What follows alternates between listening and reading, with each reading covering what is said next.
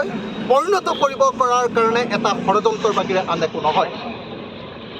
এক দেশ এক নিৰ্বাচন হ'ল আমাৰ গণতান্ত্ৰিক ব্যৱস্থাটোক ধ্বংস কৰাৰ নীতি।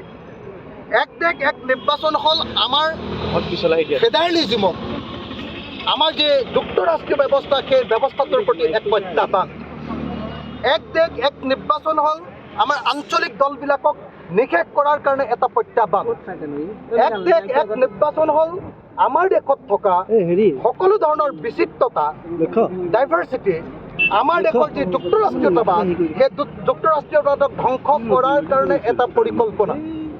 এক দেশ এক নীতি হ'ল সংসদীয় যি ব্যৱস্থা, সেই সংসদীয় ব্যৱস্থাক ধ্বংস কৰাৰ কাৰণে আৰু একদলীয় ব্যৱস্থা প্ৰৱৰ্তনৰ কাৰণে গৈ থকা এটা নীতি।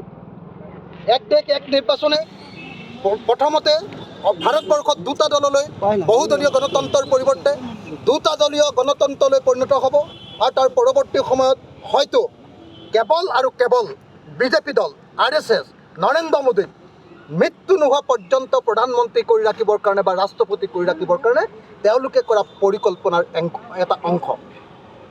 গতিকে এয়া হ'ল এক দেশ আৰু এক নিৰ্বাচন হ'ল আমাৰ ভাৰতৰ গণতন্ত্ৰৰ প্ৰতি আটাইতকৈ সৰ্ববৃহৎ আক্ৰমণ।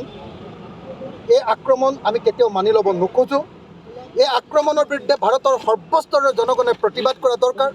সেইকাৰণে এই মুহূৰ্তত আমি অসমৰ 12 দলীয় আমাৰ বিৰোধী ৰাজনৈতিক দলসমূহক আহ্বান জনাইছোঁ, ইয়াৰ বিৰুদ্ধে আমি ঐক্যবদ্ধভাৱে প্ৰতিবাদ কৰিব লাগে। ইণ্ডিয়াক আমি আহ্বান জনাইছোঁ, বিৰোধী দলবিলাকৰ ঐক্যমঞ্চ ইণ্ডিয়াক আমি আহ্বান জনাইছোঁ, আমি ঐক্যবদ্ধভাৱে এক দল এক নিৰ্বাচন, এক ৰাষ্ট্ৰ এক নিৰ্বাচন এই নীতিৰ বিৰোধিতা কৰিব লাগে।